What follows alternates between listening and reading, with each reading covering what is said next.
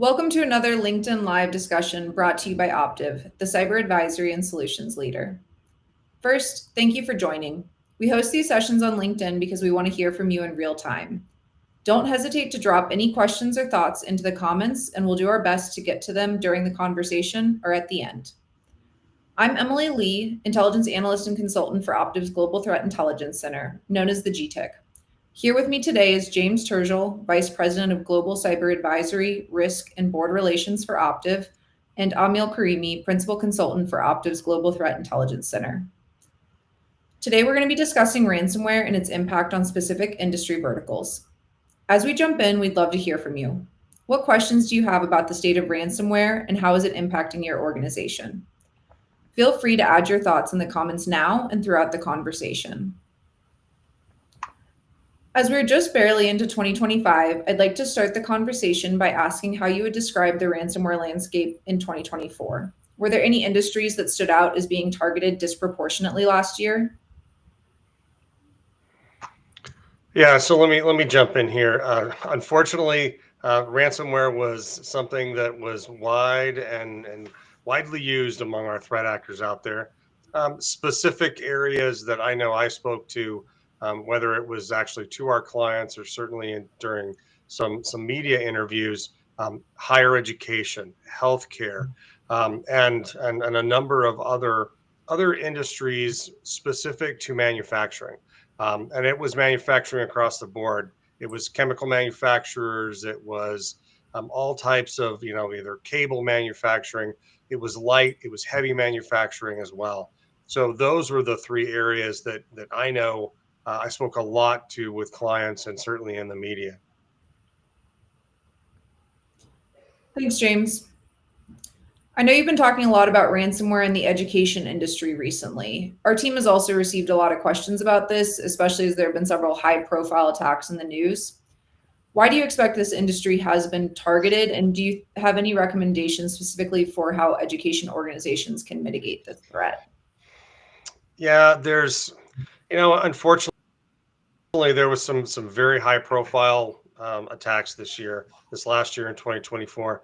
I think, the stats are around everywhere and everybody has their own version of them. But overall, I think the ransomware in K through 12 education attacks was somewhere above 90% more than the previous year. We had some significant attacks, and not just schools, right? So you take that 92% of the actual K through 12 attacks. I was seeing attacks that are in entire school districts, entire states and counties worth of school districts. So the threat actors are not just attacking a particular school, right? Those are still happening, but they're broadening those out to the actual districts and the actual counties. Some notable university, higher education, Kansas State University, University of Winnipeg. There's always been a particular threat actor love with trying to go after research and development universities. Frankfurt University of Applied Sciences was another one. And unfortunately, you've got higher education, which is, you've got these organizations where their sole desire is to share information. Their desire here is to create networks that are flat and to create this environment where they're sharing information. They're not creating an environment where they're actually protecting information. So the reason why they're such a target: vast amounts of sensitive data, student records, financial information, again, the research data. But it's also the fact that, again, you've got flat networks, you've got student and faculty that are using their devices all over the network. And you're talking about some or most a very untrained group of users out there. And again, flat networks, personal devices. You've got open portals, again, for sharing information, but it absolutely creates this vulnerability that's very, very difficult to shore up. Do you have any recommendations for how organizations can help to mitigate that threat? Yeah, I mean, they really need to think about this, not in terms of both sharing information, but protecting information. And one of the big areas, the third-party risk management piece, So we had a number of universities that fell victim to what I call ed tech, right? Educational technology, third party supply chain types of software and other applications out there. And most of the major attacks were in those ed tech kind of applications. So universities have got to employ and understand where their third party threats are. They need to not only secure their own systems, but they need to deploy those same type of cyber hygiene. They need to make sure they have the checklist that their third party ed tech organizations and applications use and hold them to it, right? There are legal standards, there are SLAs, because the threat actors have understood that, yes, we can get into some aspects of one of the universities, but really the low hanging fruit, the easy victimization here is in those third party educational technology or ed tech apps. So universities, higher ed, even K through 12 really has to focus on what are those ed tech vulnerabilities. Great, thank you. Emil, from your perspective, were there any significant changes from previous years, such as the tactics, techniques, and procedures that ransomware groups were using, or shifts in the industries being targeted? Yeah, I think one of the big things we saw in probably the second half of 2024 was a shift of the use of defense evasion techniques, an increase in the popularity of using tools, whether they be available on GitHub, whether they be purchased on the dark web, um, tools that can manipulate or tamper with antivirus and host-based malware detection platforms and technology. So that was a big emerging technique that we saw in 2024 across multiple cyber criminals and ransomware strains. Basically, they leverage a lot of these openly available tools, as well as basic living off the land techniques, right? So processes and commands that can be considered legitimate. They're built into the system, they're built into the operating system, but then they're used by adversaries to turn off logging, to turn off communication, to turn off alerting, things like that in MDR and EDR systems. So that's something that we feel will continue in 2025 as well, because it seems to be working quite successfully. Another thing that we've been seeing, not just since last year, but it's been growing over the past maybe 2 to 3 years, is ransomware groups focusing on MFT and remote technology exploitation. So basically, it's an emerging trend that we're seeing as a high priority attack vector, where you compromise, basically a supply chain attack, but leveraging MFT or FTA technology. And basically, you can compromise multiple organizations with just one fell swoop. So exploitation of things like, go anywhere, move it, which was a big one in 2023. We saw Clio in 2024. So these are the types of techniques and focus that we see that will continue in 2025 to be used by ransomware. Thanks, Emil. I know in the GTIC, we've noticed an increase in the number of ransomware groups that are operating data leak sites over the last couple of years, the number of groups that are listing victims. So those group numbers have increased despite a number of ransomware victims remaining relatively steady. This increase in the number of active ransomware groups has come in the wake of departures of prominent ransomware groups such as Alpha and law enforcement disruptions of groups such as Lockbit. We've also seen an increase of collaborations amongst different affiliates and developers, as well as a rise in the number of groups offering ransomware as a service models. These models enable lower skilled actors to carry out successful attacks, increasing the overall volume of victims. Despite this, the overall volume of attacks has not increased over the last 2 years.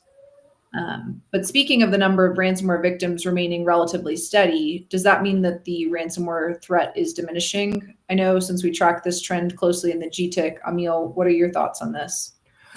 Nope. I don't think the threat of ransomware is decreasing in 2025. I know you mentioned that the number of groups have increased, but the number of infections have kind of remained steady year over year. I think the big thing that we need to focus on is around the tooling, especially the overlapping tooling and procedures across multiple groups, right? Whether it's ransomware or otherwise.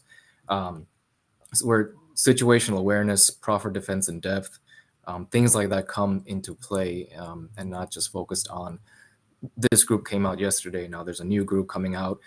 Just basic things like your user access controls, your authorized use policies, software inventory, things like that. These can help mitigate multiple types of threat and reduce the risk, right? And we're also seeing attacks becoming more targeted, and they're becoming more expensive as well with regards to the cost of recovery. I think one of the things that we're also looking at is as the number of ransomware strains have grown, we've also seen a drop in the quality. So it's still disruptive. It's still a PR nightmare. It's still a business continuity nightmare. It's still a highly financial impact for organizations. But what we've seen, and something that we assessed going back a couple of years, is that as we see more of these splinter groups come around, um, the old guard, if you will, the more established groups, they're continuing with their operations. They're continuing with their ransomware as a service operations and campaigns. But we're seeing a lot of new groups that are coming out that seem to either rely on leaked or old source code from older strains, or quite possibly relying on AI, if you will, to do the work for them. And we're seeing a higher level of failure rate with encryption. We're seeing a lot of groups, such as Beyond Leon, that seems to focus on encryptionless infections. So the assessment for that group particularly is they're doing it on purpose, where they're just stealing the data, exfiltrating the data, and threatening to post it. And some of these groups are realizing that they don't have to encrypt the data for the victim to potentially pay up. They have the data, they'll post it to the leak site, and if they don't pay, it's for the public to see. I think that's a bigger risk to organizations as well, because that's now publicizing that you've been impacted and there's a lot of sensitive data that's going out. But we're also seeing a lot of groups that have come out over the past several months, where it's the JV team. They're not really doing the success rate, and their procedures are backwards. We've seen some groups that go in and they immediately encrypt domain controllers and Active Directory, and then they have no way to access files and systems and other endpoints to encrypt all the data there. And so they're failing to carry out the job because, again, they're maybe fly-by-night operations, and they're relying on automated techniques, and they're relying on old source code just to kind of put together a quick campaign and, see what hits. So I think we're also seeing a drop in quality, but that doesn't mean that the impact and the level of disruption is diminishing. We're still seeing the number of attacks remain steady year over year. And I think that's going to continue into 2025. Yeah, Amelia, you are so right. And one of the things you start to take and unpack a little bit more what you just talked about. If you look at the numbers or the actual, amount of ransomware payments made in 2024, the actual payment numbers have gone down. And so, to your point of the JV teams out there, right? You've got organizations, and I think it's dual situation here. You've got JV actors out there that are engaging in this because they just see that they can attempt to make quick money. But we've been talking about this. Optiv has been out with our 6,000 plus clients, and we've been really hitting this hard over the last few years about how do you become more resilient? What are the things that you're doing in order to place yourself in a situation, right? Again, not if but when it happens, and then your ability to be resilient in the business continuity piece. And so I think between the fact that you've got a bunch of JV players out there, and you've also got a workforce, and you've got companies that are finally starting to take this serious, right? That's why I think you're also seeing the amount of payments go down. Certainly this is going to be into 2025 an absolute nightmare, as you put it, for on a number of different areas, especially in higher education. But I'm also seeing one of the trends in higher ed, specifically when you're talking about organizations, that universities that were hit. You've got threat actors that are now going through the data, going through the individual names of students, trying to find that high profile student whose parents are either corporate executives or something else, trying to do what I consider a third level of extortion, right? First level is encrypting it. Second is dumping it on the web, but now they're going direct to certain victims, trying to get and extort them to hold on to their information. So another trend that we're going to see in 2025. Yeah, and just, I mean, I appreciate that input, but something else I wanted to bring up, going back to some of the supply chain incidents and the K through 12 targeting, that one of the things you mentioned last time, I think that's also going to continue to be a big avenue in 2025, because Yeah. in 24 we saw two really big ones. I think one of them was Mobile Guardian sometime in the summer, Yeah. and then in December towards the end of the year we had Power School, I think, and Power Power School, and school. that was a Yeah. big one where we had 60 million students K through 12 being exposed, and I think that puts a lot of pressure on academic institutions. It's not, it's that the higher learning institutions are definitely a big issue with research being leaked and things like that. But when you have now they're coming after the children, that puts a bigger strain on these organizations to do third-party vendor auditing, and implementing something you mentioned, third-party risk management into their security stack. Yeah, the whole ed tech area, Emil, is really gonna blow up in Yeah, for 2025. sure. Thank you both. I know that AI, deepfakes, and vishing are some of the ways we're seeing these attacks become more targeted and receive a lot of media attention. James, can you provide some insights on how you expect to see these used most? Yeah, so the use of AIs, the use of deep fakes, it was one of the bigger cases, I think, from either late 2023, early 2024, was the Hong Kong bank who let loose $25 million based on a deep fake video. Now this was a well done deep fake video where you've got individuals that are CFOs that are talking to their clients and their bankers.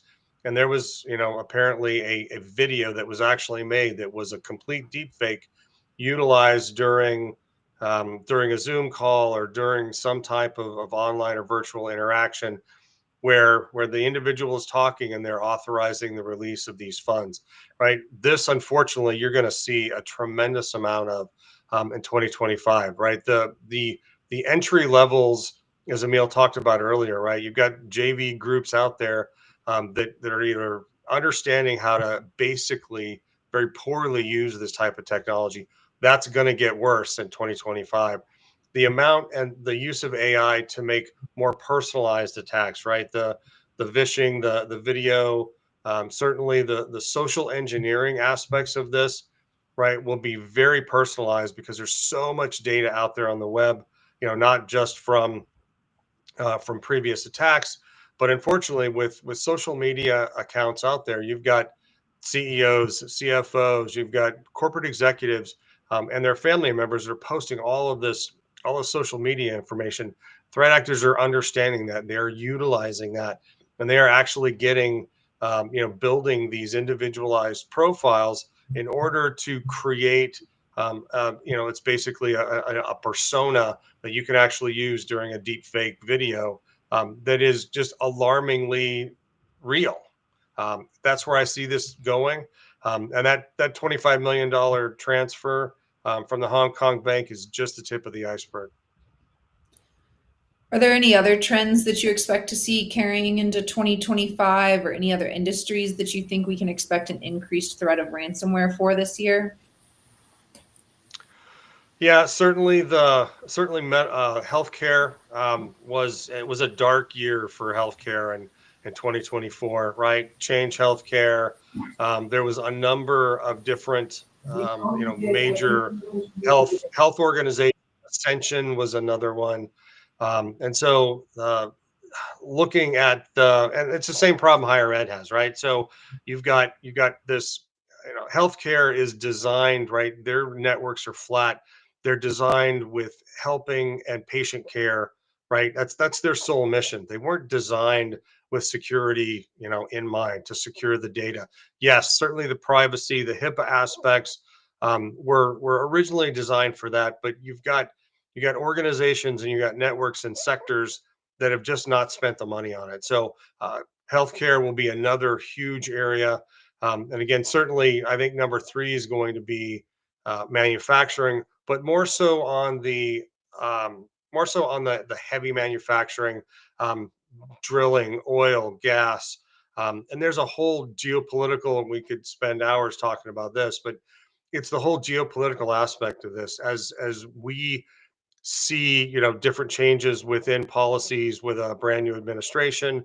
You also see shifts between US and Europe and the EU, right? All of those pressures are going to equal out to additional cyber impacts, additional threat actors. And certainly when you start talking about the nation states, as those lines start to blur, you're going to have a tremendous increase in the number of nation state attacks. Yeah, that's actually pretty solid points there too. Some of the things that we're also seeing on a tactical level, I would say there will be a lot of continuation also of what we see in 2025 compared to what we saw in 2023, 2024, 2022. The GTEC in the past has put out a blog where we list out critical software and services that we see constantly exploited when a vulnerability is out, or continue to be exploited with vulnerabilities that are 2 years or older. So we have a blog around all those enterprise software, MFT providers, firewall devices, things like that, that ransomware, state-sponsored groups, other cyber criminals are continuously exploiting. Again, with old vulnerabilities, with new vulnerabilities. So we're going to continue to see that trend of these critical applications and enterprise services and software continue to be exploited by ransomware groups. Something that James and I both mentioned is third-party software, especially for academic institutions. We're going to see a lot of third-party and vendor compromises just because you're killing 100 birds with one stone. And that far-reaching impact, and also that lack of control and visibility that you as an organization have with your vendors if you don't have that proper third-party risk management. I think there's been a lot of success displayed in the exploitation of MFT and FTA that CLOP has demonstrated. So CLOP being one of those legacy groups that kind of knows what they're doing. They're very careful about their operations. So I think we'll continue to see more of those high impact but rare supply chain compromises. I think the number of supply chain compromises will go up, but in the relative scheme, the relative scene of thousands of ransomware exploits and compromises per year, that number will still be very small, but very, very impactful. And I think we'll also see, in addition to ransomware, another threat that we really don't talk about too much is BEC, business email compromise and vendor email compromises, just targeting web credentials or leveraging credentials that initial access brokers have taken to just siphon off money. That's one of the most difficult types of attacks to detect because it comes off as very legitimate. It's a legitimate email from a legitimate email thread or an existing email thread. It's just that initial access of catching when those credentials were captured by the threat actor is the difficult part. So phishing will continue to always be the number one initial access vector. I know we mentioned that we have a lot of development coming up in things like defense evasion, right? We're pivoting towards a lot of novel techniques for defense evasion, virtualization escapement, things like that. But just the simple act of phishing for initial access, that's always going to be number one. So proper training and knowing what, does this look like a BEC? Does this look like a credential harvesting attempt? Things like that. With regards to other industries, I know healthcare, James mentioned that's anything in the, so the way I define critical infrastructure, critical industry is not just utilities where, when we think of critical infrastructure, it's all about utilities and energy. Those two are definitely critical, but in my point of view, I see transportation and healthcare as big parts of, maintaining normal economic function and societal order, things like that. So I think transportation, which is it's a sub vertical of industrials, the way we categorize it. But I think that's another industry where if there's a quote unquote proper attack, it could cause, widespread disruption of, business and economic services. So that's another one that we feel that needs to be looked out for. No, that's a really good point. And going back to something Emily talked about earlier, right? I was a 22-year FBI agent, right, who worked cyber cases, right, boots on the ground. We've had some very significant law enforcement actions taken in 2022, 2023, right? Black Cat, Lockbit, right? She mentioned that. But now you're going to see, you know, adding to the complexity that Emil and I have just kind of laid out for everybody, all our audience, right? You're now seeing this reduction in force with the U.S. government, right? So whether it's Department of Homeland Security, Department of Justice, CISA, certainly the regulatory agencies, right? You're seeing this tremendous reduction in force, which means that the number that'll have a significant impact on the number of actual law enforcement cases and law enforcement actions, you know, taking down these certain groups. And because of the way they work, right? Because of the initial access brokers and how they bifurcate, you know, their actions within these attacks, right?